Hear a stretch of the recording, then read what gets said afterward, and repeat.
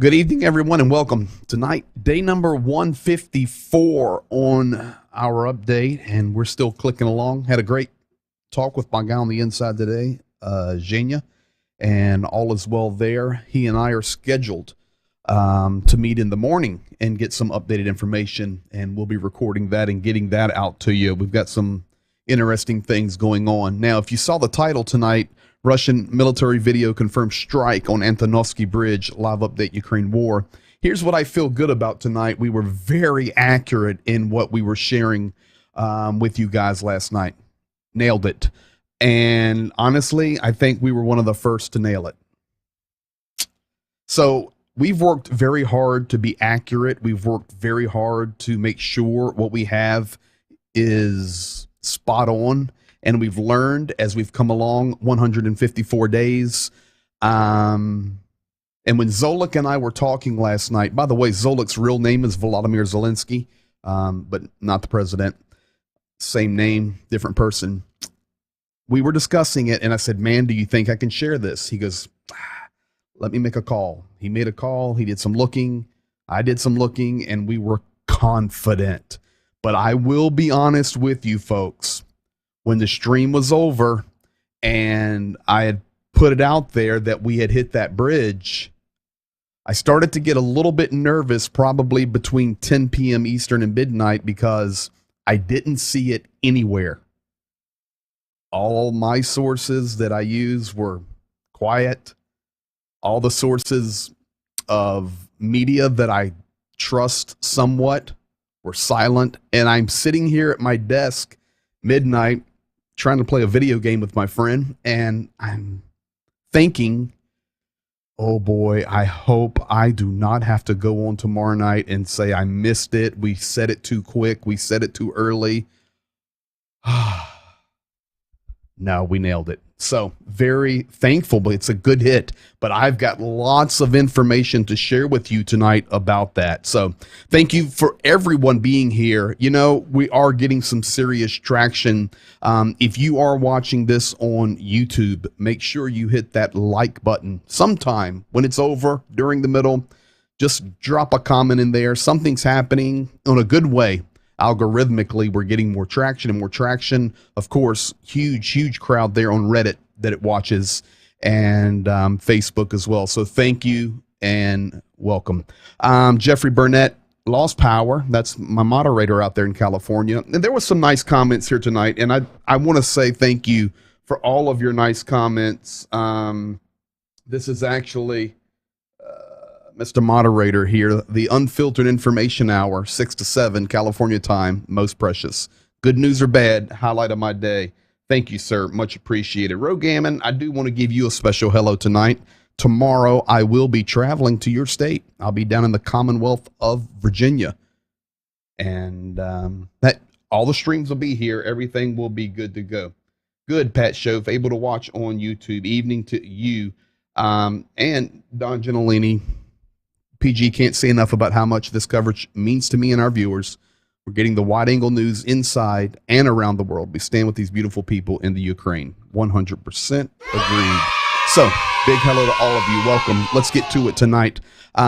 This was the thumbnail and is the thumbnail for tonight. Antonovsky Bridge. They turned up the heat on me last night. This is why I got nervous. Your tape is showing. Come on, Ricochet, you can't see my tape. You know, I need some better tape. Some of this tape. There. Thank you. Ricochet takes care of me. They turned up the heat. Not only did I get a little nervous about 2-3 hours after the stream, but I started getting the messages saying, hey, you're wrong. You're wrong. They didn't hit the bridge. This is all fake news. This is all fake news. And you know, even in the live streams here, I do not mind people coming in that want to have different viewpoints. If you're cordial and polite, I have lots of people that watch these streams, and every night, wherever they're at, many of them are in Europe, when they're watching and then they leave a negative comment, if you guys ever go back and read comments that I reply to people, I never bash them. I actually say thank you for watching. You're entitled to that opinion, but I promise you here you're going to get the truth, and keep watching. So it's cool. I don't care. Just keep it clean. Let's keep, some type of godly focus. We are representing him first and foremost, and let's keep the focus on making a difference in the lives of people and telling the truth.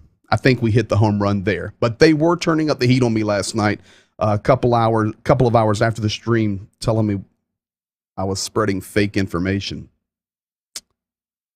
Well, they were wrong. We were right. Antonovsky Bridge, Kherson verified. Russian forces confirm the strike with video. So that's where we're going to start tonight. How about this one? Вот такие разрушения моста. Мы видим, что удары пришлись как раз вот в сторону непосредственно правую, левую сейчас от моста, вы видите.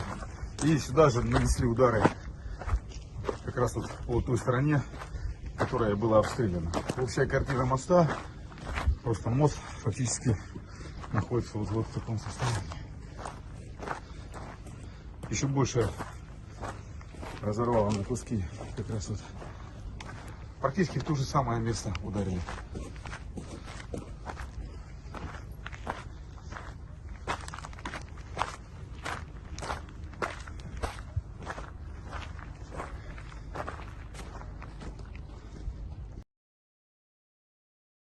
And of course, 100%, that is the bridge. I mean, I could have still framed it, and I can right here.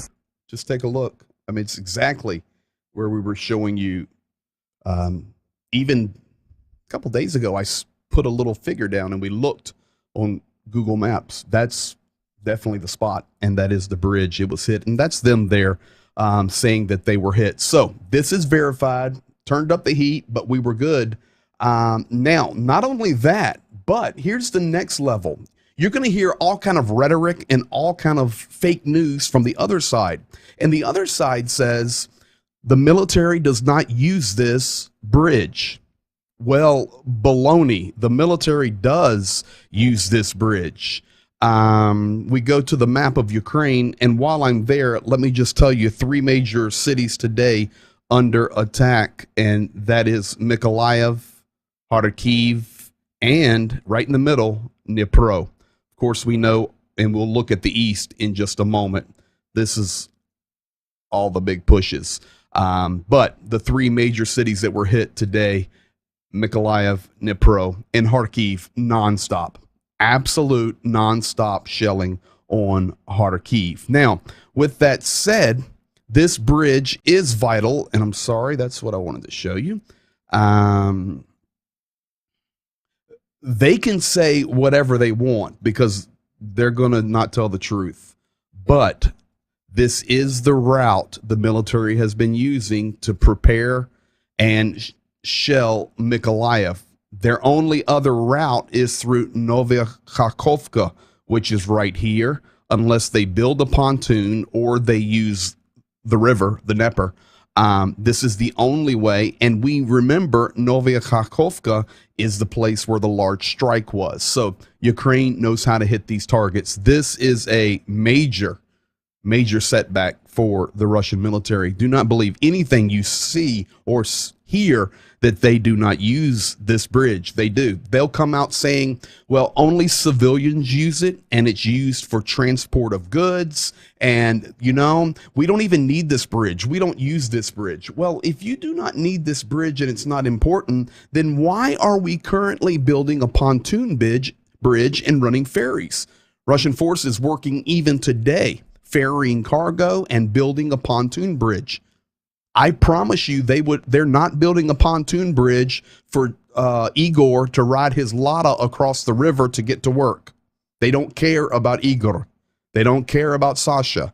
They don't care about Ludmila. They're not building a pontoon bridge for somebody to go work at the local restaurant. The pontoon bridge is for the military. Why are they doing that? Because they can't tell the truth. The truth is that was a major transport bridge. Now, a couple of clips I want to show you. The first one is actually from, Let's go Saldo first. We'll go Saldo. Who is Saldo? You will remember this guy's face. You will remember the picture. This guy was the elected Ukrainian regional governor. Hear me closely. This guy, Saldo, was the elected Ukrainian regional governor for this region, for Kherson. When Russia came in, he Benedict Arnolded it. He now is the regional governor leader for Kherson for Russia. I even showed probably 2 or 3 months ago side-by-side videos of this guy singing the Ukrainian national anthem in praises and saying, we have to get the Russian forces out of here. This is Ukraine. And then they were occupied. Oh, no. I'm not for Ukraine. I'm 100% for Russia. Well, that's where he's at now. He was interviewed today about the bridge from Russia One television. Folks, I'm giving you every bit of proof that's possible, and here he is, Saldo. Сейчас на связи со студией глава администрации Херсонской области Владимир Сальдо. Владимир Васильевич, здравствуйте. Здравствуйте. Целью ракетного обстрела был именно Антоновский мост. В каком он сейчас состоянии? Да, целью ракетного обстрела оказался Антоновский мост, и чуть выше по течению есть еще железнодорожный мост. Туда тоже 2 ракеты прилетело. И вот именно эти обстрелы действительно говорят только об одном, что на фронте ничего дельного, ничего успешного у вооруженных сил Украины не получается, поэтому вот таким образом, как знаете, как подбитая собака, они огрызаются и начинают целиться и поражать, собственно говоря, гражданские объекты, потому что мост, в общем-то, и не служит особым таким предметом или особой дорогой для вооруженных сил Российской Федерации. Им больше пользуются гражданские, мирные люди, по нему идет движение пассажирского, легкового транспорта, грузового, обеспечивающего жизнедеятельность наших районов, областного центра. Поэтому вот все эти попадания, которые были совершены ночью, они направлены, наверное, только на одно — создать неудобства мирным жителям, что, конечно же, вызывает и недовольство, и возмущение с другой стороны, и одновременно настраивает еще больше херсонцев против украинской власти, которая, собственно говоря, мешает жить. Это называется «мешает жить».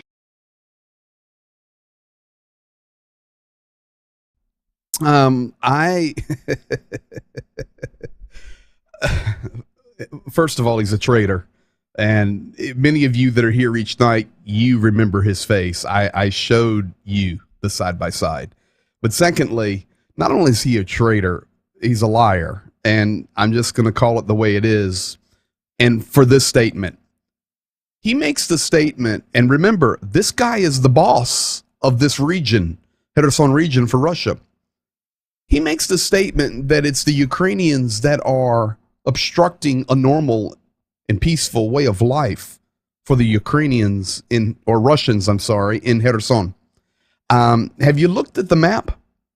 Have you looked at what the Russian military is doing throughout Ukraine? And I mean throughout Ukraine. I do not know what well these guys get their water from, but for sure it is tainted. Now, hey there, Mark Ramold. I do want to say, Peter Gibson, much appreciated. Thanks for all your updates. I really appreciate hearing them. My first time catching you live from the UK. Best of luck when you go to Ukraine. Peter, much appreciated. And you're up early. Grab you a spot of tea. Grab you a spot of tea and enjoy. Much appreciated.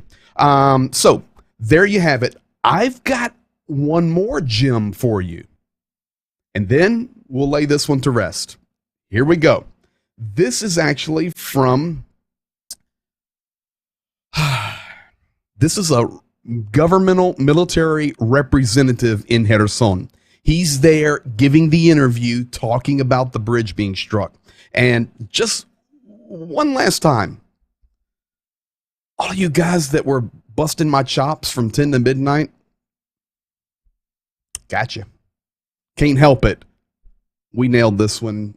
And here's more proof. How much more can we give? Как вы видите, движение по мосту перекрыто. Действительно, ночью был нанесен очередной удар как раз вот хаймерсами. Это мы еще раз заявляем, что это не стреляют украинские националисты, американские специалисты. Но это, я повторюсь, истерика, которая сейчас развита в укрсми, о том, что якобы вот исход чуть ли не войны решен на этом мосту. Это все просто блеф и очередные истории а-ля Небесная Сотня. Вы, наверное, помните про эти все процессы, которые разгоняются. Сейчас на данном этапе что произошло? Мост сейчас перекрыт. Те, кто стрелял по мосту, просто-напросто немножко усложнили жизнь мирному населению Херсона и Херсонской области. Еще раз подчеркиваю, на исход боевых действий, контрнаступление бесполезное, это никак не влияет. И в любом случае то, что заявляет Зеленский, что в течение 3-6 недель Херсонская область будет освобождена, это все, опять же, истории и, скажем так, откровенно говоря, просто ложь. Я предлагаю украинским националистам, если этого не произойдет, просто выбросить Зеленского на помойку истории, потому что все эти контрнаступления, которые заканчиваются большим количеством жертв среди, опять же, украинских военных, заканчиваются ничем. Еще раз вам скажу, что атака на Антоновский мост ничего не принимает, никаких решений, не решает исход войны, это просто-напросто очередная популистическая какая-то заявка. То есть я правильно понимаю, сейчас понтоны наводить будут и паромы какие-то? Понтоны, паромы, мы подготовились, у нас в принципе на самом деле никаких проблем по факту разрушения моста, от того, что там закрыто, это вообще никак ни на что не влияет и никак не повлияет на исход событий. И специальная военная операция продолжается, зачистка нацистов продолжается, это на самом деле не конец, как пишут некоторые укрсми, это просто только начало. Начало большого конца на укронацистской Украине. You know, that guy only made no translation of what someone wrote on his vest. Oh, I have the translation. Ricochet, that's why you're here. Do you want to know what it means? It means silence. That is what it says. Now, the Smeasley, or the meaning of it, unknown. But the translation is silent. So the guess is they're politely telling him to shut up, be quiet. Actually, he should anyway. He only made 2 statements that were truthful. Number 1, they were hit by HIMARS, and number 2, he made this statement: the bridge is closed. Now, why a pontoon? Why a pontoon? I'm going to show you one last thing, because the other things I have to show you tonight will click through. But here, let's do this, okay? Listen, you guys know as well as I know that's the main supply route, and they can say whatever they want. But let's do this just for kicks and grins. Okay, that's Novaya Kakhovka, and here is the bridge. This is 100% Kherson. This is the Antonovsky Bridge. You can see it right there on the screen. Now, we're going to build a pontoon bridge. Let's just look at this here for 1 second. Measure distance to there. 3,000 feet. Over half a mile. Well, let's check this side of the river. Okay, let's go down here. What are you going to do here? You going to build it here? Half a mile, 2,500 feet, 2,300 feet. Yeah, I'm sure we're going to be sending Igor and Oleg and Ludmila to work driving across a pontoon bridge. No, folks, the case is settled and the case is closed. Military was using this bridge. The bridge is unusable and it is closed. There you have it. Case closed. And thank you, Russia, for confirming the information. Now, in the East, International Studies for War did a close look in the East, and I want to share it with you. Key cities they reminded the world of, which we know, you're educated in here. Slavyansk, Kramatorsk, of course, number one right now is Bakhmut. After that will be Konstantinovka, which is right above the black line. I'll tell you about that in a moment. I've been to all of those cities, especially on that slope, on that road there, Konstantinovka, Kramatorsk, and Slavyansk. Toretsk, been there, Avdiivka, and at the bottom, Marinka. These are the major cities that are next in line. And in the green, yes, the Russian forces have made some advances. They've captured Berestova on July 25th, and they captured the Vuloroska power plant July 26th. We've talked about all of that. Now, when we look at this many times, it's hard to understand distance. So today, when I was preparing, I was talking with Zhenya and Zolik quite a bit, and I said, you know what? People need to understand how much territory Russia needs to take in Donetsk, the Donetsk Oblast, to finish the job. It's actually much larger than folks think.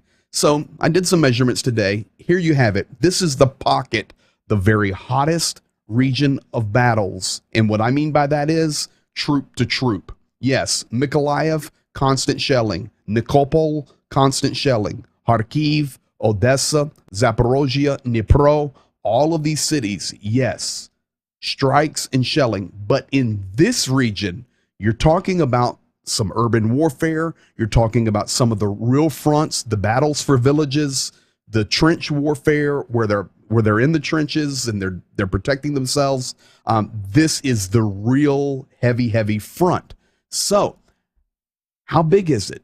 Well, the blue line I have drawn there on the left side is the outline of the remainder of the Donetsk Oblast. From the blue line to the red line, going left to right, that's all Ukrainian. It's all Ukrainian, but Ukrainian controlled. All of the red, of course, is the occupied territory. So from occupied territory to the border on the left, 45 miles, not kilometers, miles. From south to north, this would be from Velikia Novsolka, which is a little city at the bottom, all the way up basically to just below Izum, 80 miles. So, 80 times, let's just call it 80 times 40, 3,200 square miles. Not going to happen. I'm not even sure, unless something crazy happens. I don't know if I want to say this one yet. I'm not sure Russia takes Kramatorsk unless something crazy happens. A real push. I'm not sure they take it. Ukraine is getting more weapons. They're able to protect and attack from longer distances. I do not see Russia making that push. It's taking them too long to even take Bakhmut, for example, and it's a large city there, Bakhmut. I know Kramatorsk, very fortified, very defendable. I'm not sure they're going to get it. And we know the goal is to get to the blue line, but we shall see. Lavrov in Ethiopia, and do you guys know that Lavrov speaks perfect English? But he does. He speaks perfect English, and I had some video of him and the Ethiopian foreign minister just talking back and forth. Honestly, it sounded very little accent. It was quite impressive. I knew Putin spoke English very well, German and Russian, and I knew Lavrov could speak English, but not at that level. It literally sounded, I can't call it perfect, but it was really good. Why is he in Ethiopia? Why is he on the African tour? Because there's no sanctions. We want those relationships.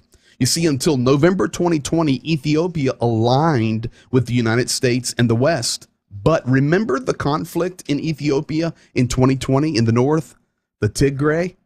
The United States gave advice. Ethiopia listened. Ethiopia lost thousands. It soured Ethiopia's relationships with the West and specifically the United States, and they began to look for new friendships. Well, they've got one. It's called Ethiopia. It's called Russia. I'm sorry. And now they are looking at trade agreements and purchasing things from Russia because they have not sanctioned Russia. And I started to look at this. I said, okay, why Ethiopia? Well, very simple. Some of Ethiopia's major exports, and you guys know as well as I do that Africa is rich in natural resources, but gold, 8%, forget all the coffee and stuff, no, not important. Gold, 8% of their exports is gold. 3% gas turbines, 6% zinc, 3% copper. What do they need? What does Russia need gold, zinc, and copper for? That's what goes in all of the manufacturing of electronic equipment and equipment that would be necessary for not only the war, but for their economy. And of course, you have gas turbines there. Ethiopia, very important. Secondly, Russian-Iranian relations. And it could be about food, you know? It's a good comment there. It could be. Coffee, soybeans, dried. I do not know how to say legumes. I don't eat that stuff. Oily seeds. Yeah, regardless, they're building relationships with these African nations. Now, secondly, today, Russia and Iran agreed on two things. They agreed that they would increase flights between the two nations to 35 weekly flights between Tehran and major cities in Russia, such as Moscow and St. Petersburg, Kazan, Nizhny Novgorod, Sochi. They're going to increase travel for Russians to Tehran. And I'm here to tell you guys, I've never been there. I have been in the Middle East.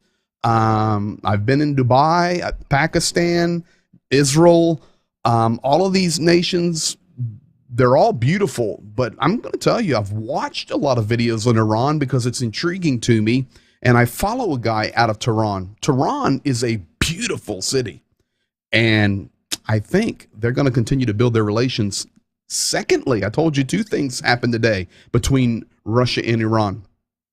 Iran made an agreement with Russia to start doing maintenance on aviation equipment, technical equipment. Iran is going to share their specialist, their technology, and their infrastructure for the repair industry. Well, what do you think's being repaired? The Boeing 737? No. What's being repaired is the military equipment. We see it happening right in front of us.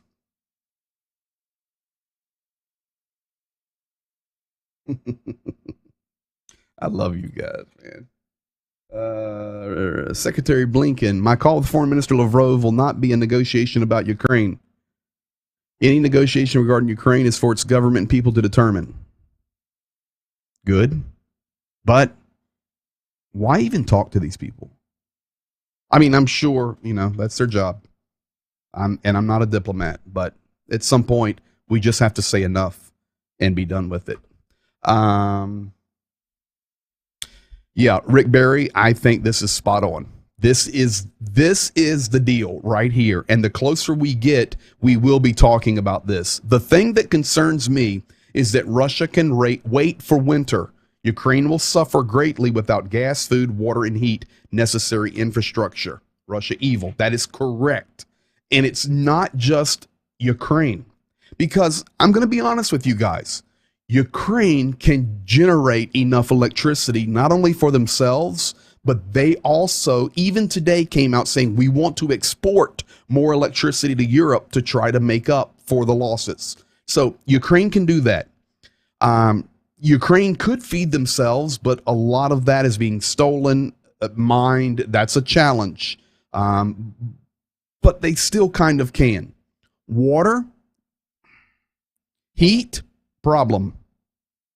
Heat, gas, major problem.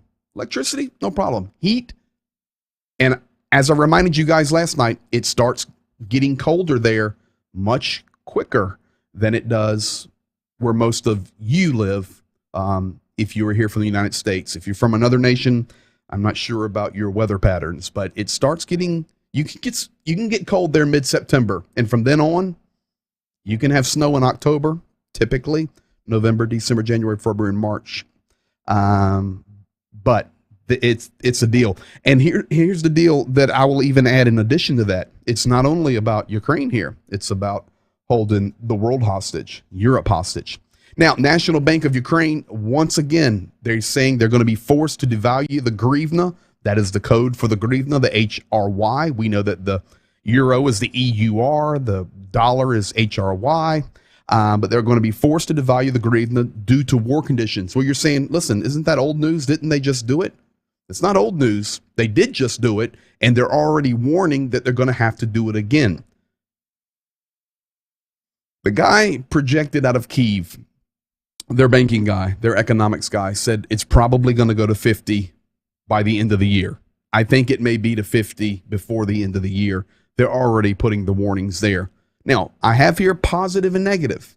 What's the negative? Let's look at the bad news first. The negative is that crushes Ukrainian citizens who are paid in hryvnias. And most are. They're paid. If they have regular jobs, let's say they're in cities that aren't under so much strenuous attacks and they're still working at the coffee shop or they're still working in the garment factory or at the electric company, they're not paid in dollars or euros. They are paid in hryvnia. So instantly, it's a struggle for them.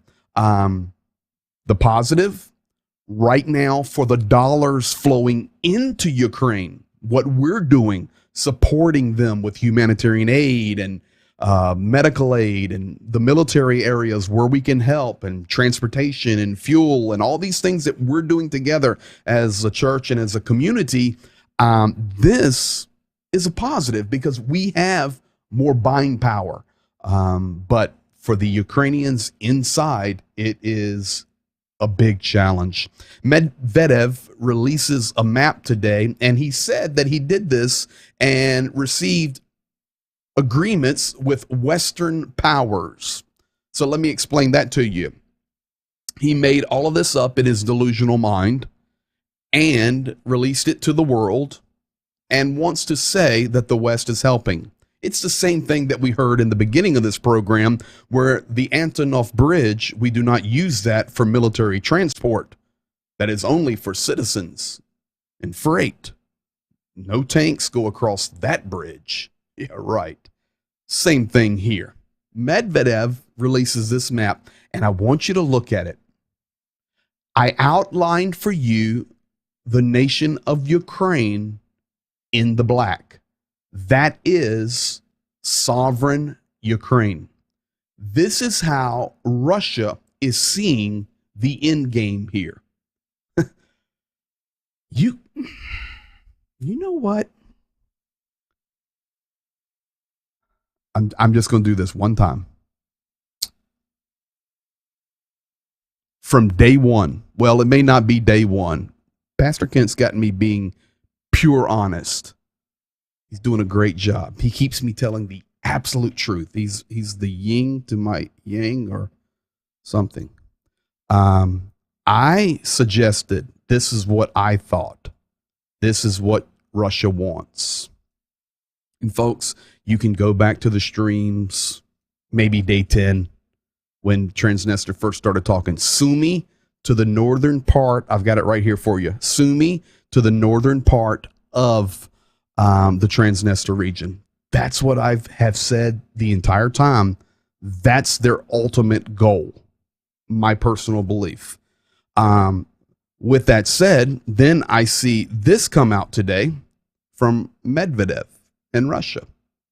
Pretty close to the line I've drawn. That's what I believe they want. All the Black Sea. They want Odessa, Kherson. They want Cherkasy. They want Chernigiv, that Sumy, Kharkiv, that whole line right there. Now, this is how they see it, divvying up territory to something that would be agreeable to Russia. Poland would basically be given some territory in Western Ukraine because many Polish descent is there and a lot of Polish history there. So Poland would have that. Belarus would stay where it's at. Romania would be given the southern Carpathian mountain range and wrap up right under the Kiev Oblast. Kiev stays Ukraine. So you would have Kiev, and that's it. That would be Ukraine, the Kiev Oblast. Moldova stays Moldova. And you can see this is the plan. You know, I'm not sure about the Poland stuff and the Romania stuff because they would never take Ukrainian territory. But I believe that's what Russia wants right there, that line. And it was when I saw that map come out today from Medvedev, right from Russia, I said, holy moly, that's exactly what I've been seeing the whole time. So we'll see. I don't think it's going to happen at all. China, okay, PG, we talk about the Ukraine war here. Yes, but this affects it completely. Right now, the Ronald Reagan battle group is rolling up toward Taiwan, reported by the South China Morning Post and now many, many other news outlets in preparation for the potential Nancy Pelosi visit. And China reiterated today, Beijing reiterated that if Nancy Pelosi puts one heel on Taiwanese ground, it will provide the necessary reasoning for a provocation. What is Vladimir Putin going to do?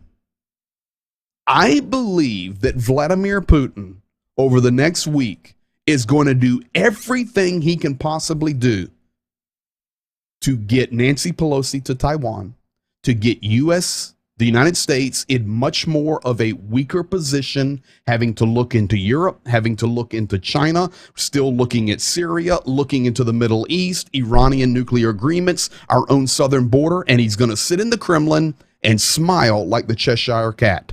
That's what I think. You see, Putin, the more pressure he can get, the more he can get nations looking at other issues, the more he can ravage Ukraine and set his goals for the western side of Russia.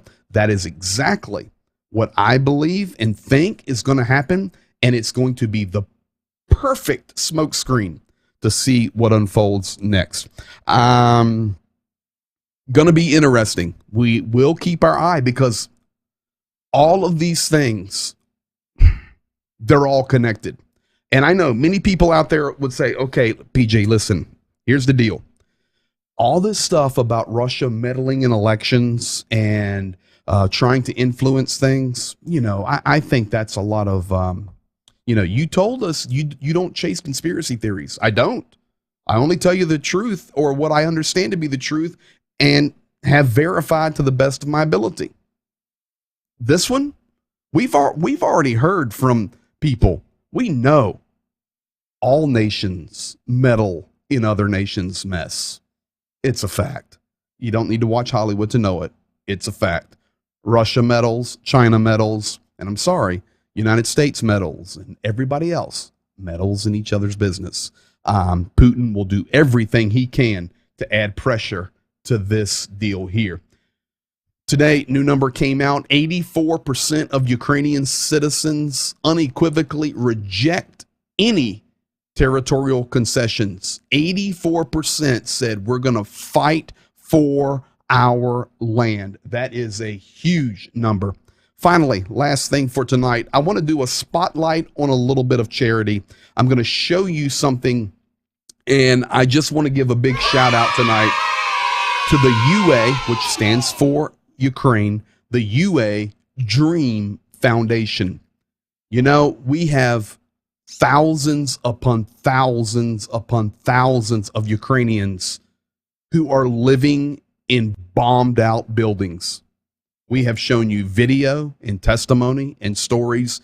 They're living in bombed out buildings, or they're living outside.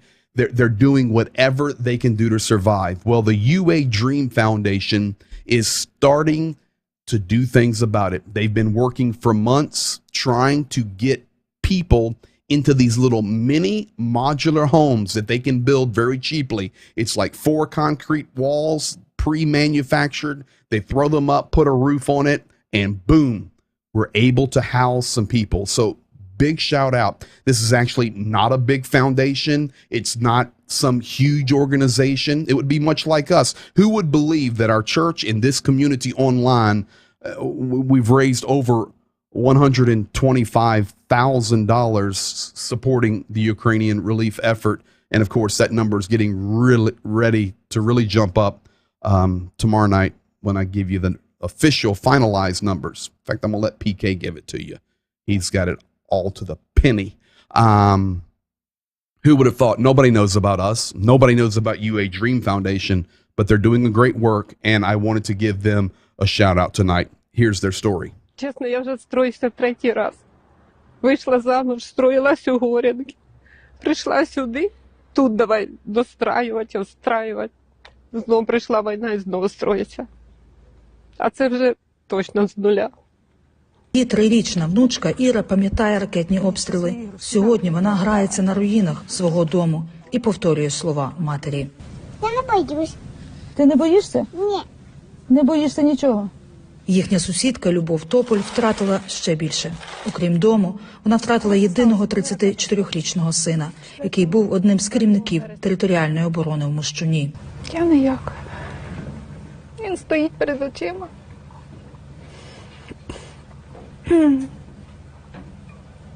Зараз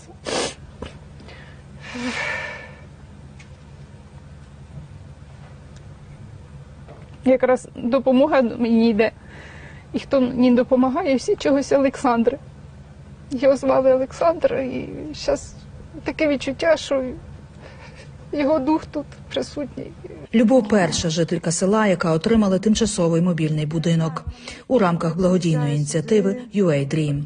Один із засновників благодійної ініціативи Віталій Кащенко каже, що головна ідея проекту – відбудувати село з нуля. Перший крок – до середини вересня цього року забезпечити всіх мощунців, які втратили житло, тимчасовими будинками.